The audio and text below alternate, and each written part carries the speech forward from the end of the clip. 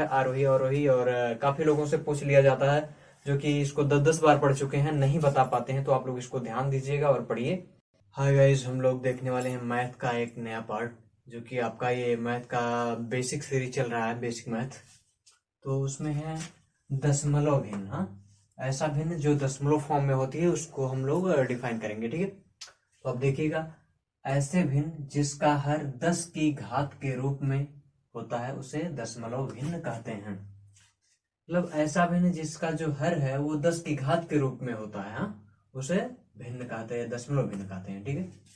अभी तक ऐसे बोलने में समझ में नहीं आ रहा होगा, लेकिन जब आप एग्जाम्पल देखेंगे तो आपको समझ में आ जाएगा। जैसे 0.2 लिखा हुआ, तो इसको हम अगर भिन्न में बदलेंगे तो एक के दशमलव के नीचे कर देंगे 1, तो जितनी भी इधर संख्या रहेंगी उतना 0, ठीक है।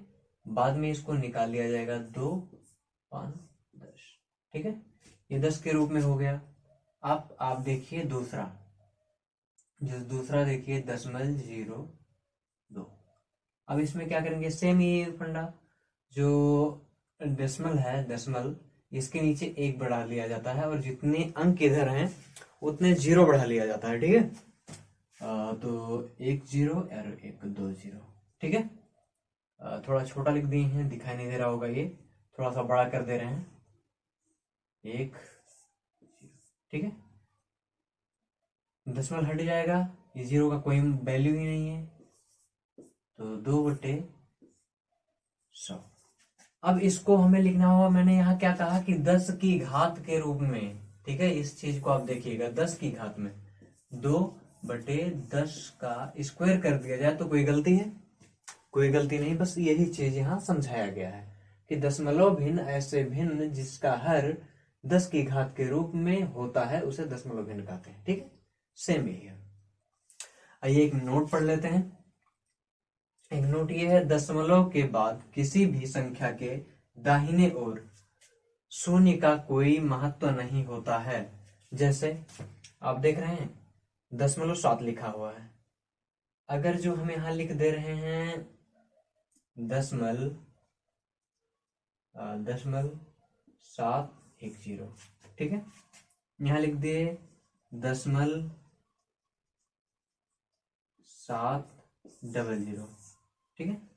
इसका ये इसमें जो कहा गया है, जो नोट्स आप देखिएगा, दशमलव के दाहिने, ये दशमलव इसके दाहिने, जो आपके दाहिने हाथ पड़ेगा वो वही दाहिना माना जाता है। आप बुक की तरफ अपना फेस कर लीजिए, और जो आपका बायां हाथ है वो बायां तरफ माना जाता है, और जो दायां है वो दायां माना जाता है। यही एक फंडा है, ठीक है। देखिए दशमलव के दाहिने तरफ, यहाँ दशमलव के बाद केवल 7 है, यहाँ दशमलव के बाद 7 और एक 0 है, यहाँ दशमलव के बाद 7 और डबल 0 है। बट देखा जाए तो ये सब आपस में बराबर हैं, क्योंकि इधर कितना भी 0 बढ़ा लिया जाए उसका कोई महत्व नहीं है। देखिए नोट्स में लिखा हुआ है कि कोई महत्व नहीं, ये सब बराबर ही है। हाँ, ऐसा लगता है कि मतलब ये बड़ी संख्या, ये उससे छोटी, ये सबसे छोटी, ऐसा नहीं, सब बराबर है, इसमें कोई ना बड़ा है ना कोई छोटा है, ठीक है। तो नेक्स्ट स्लाइड देखिएगा। नेक्स्ट स्लाइड में ये है कि दशमलव भिन्न की तुलना करना, जो दशमलव भिन्न है उसकी तुलना की जा रही है यहाँ पे। तो आप लोग यहाँ पहले हेडिंग देख लीजिएगा इसका, जो मोटी मोटा है। यदि दशमलव बिंदु के बाईं ओर, मतलब बायां ओर इधर, दशमलव के बाईं तरफ पूर्णांक आपस में बराबर हैं, तो जिस संख्या के पहले बड़ा अंक आएगा वो संख्या बड़ी होगी। मान लीजिए कि एक संख्या है 5.01, ठीक है, और दूसरी संख्या है 5.017।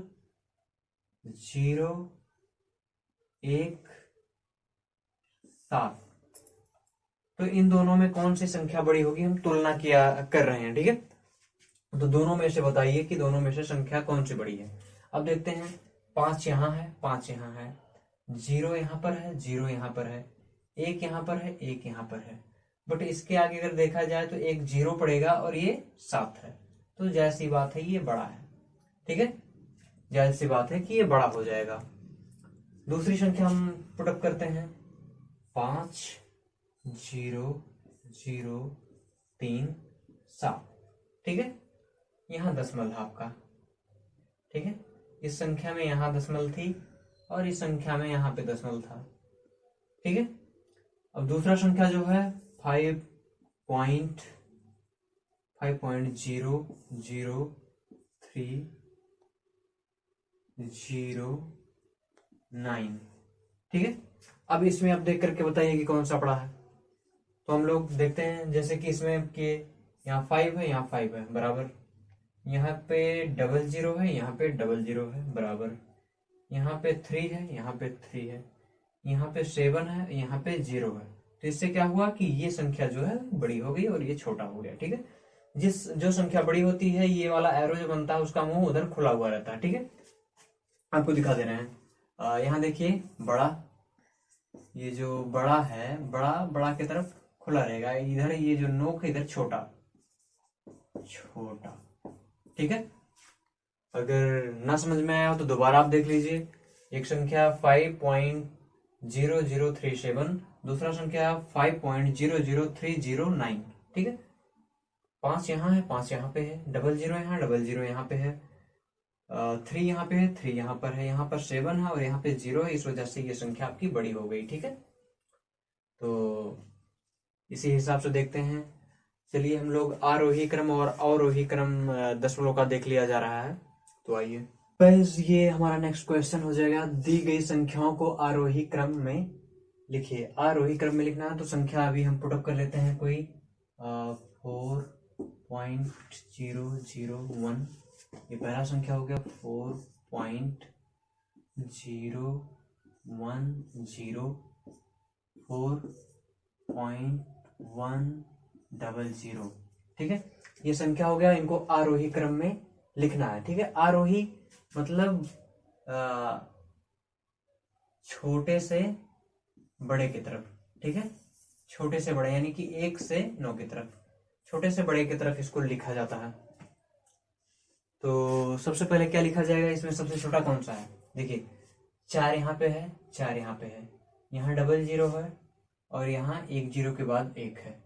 ठीक है, और यहाँ 1 पहले आ गया है, तो ये सबसे बड़ा मान है। सबसे छोटा क्या है? 4 पॉइंट, ये सब पॉइंट है, शायद ना दिख रहा हो, इसको थोड़ा बड़ा पॉइंट बना दे रहे हैं।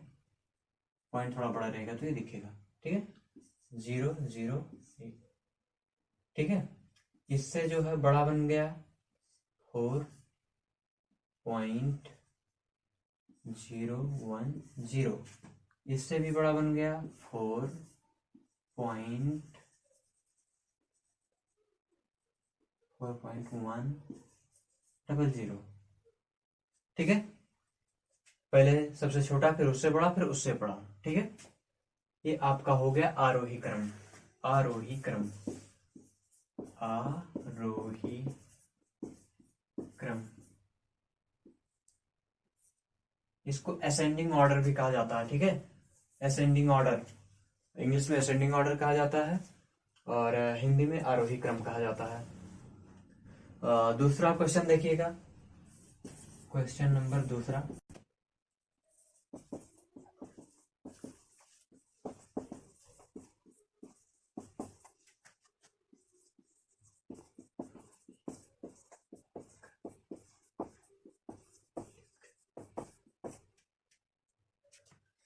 चलिए दोस्तों, तो देखते हैं।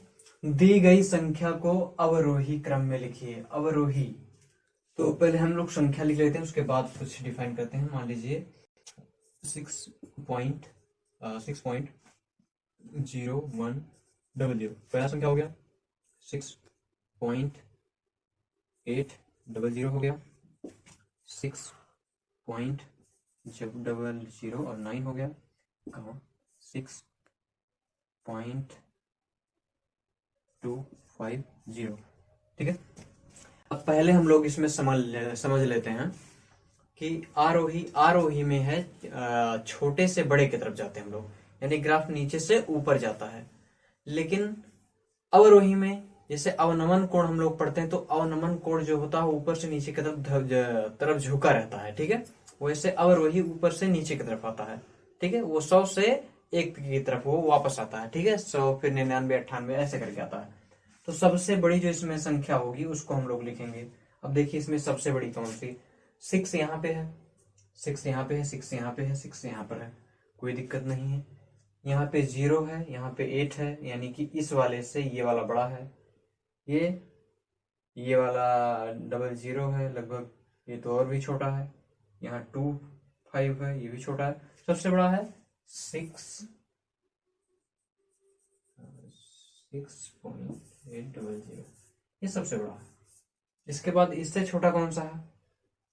अब देखिए यहाँ, इससे छोटा है ये वाला 6.250।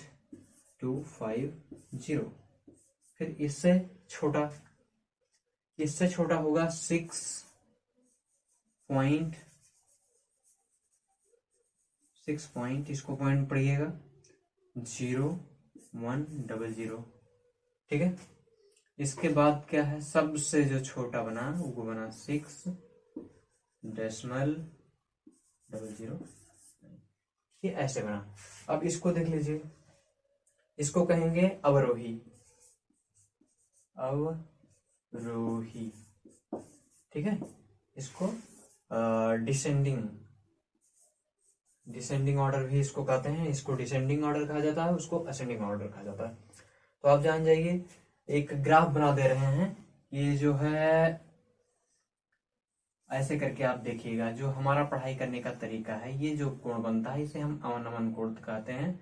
ये है आरोही, हाँ ठीक है, आरोही। और ये वाला जो बनता है ये ऐसे बनता है, ऐसे बनता है। ये वाला जो ऊपर की तरफ बढ़ रहा है इसको अवरोही कहा जाता है, अवरोही। ठीक है, ये हमारा पढ़ने का तरीका है। अगर आपको अच्छा लगे तो आप इसको अवरोही, यहाँ नीचे से आप ऊपर की तरफ जा रहे हैं, और अवरोही ऊपर से नीचे की तरफ आप आ रहे हैं। ठीक है, इसी मेथड से आप इसको पढ़िएगा। बहुत ही अमेजिंग चैप्टर है आरोही अवरोही। और काफी लोगों से पूछ लिया जाता है जो कि इसको 10-10 बार पढ़ चुके हैं, नहीं बता पाते हैं, तो आप लोग इसको ध्यान दीजिएगा और पढ़िए। बाकी वीडियो में बने रहिएगा, नेक्स्ट पार्ट इसका जल्दी आने वाला है।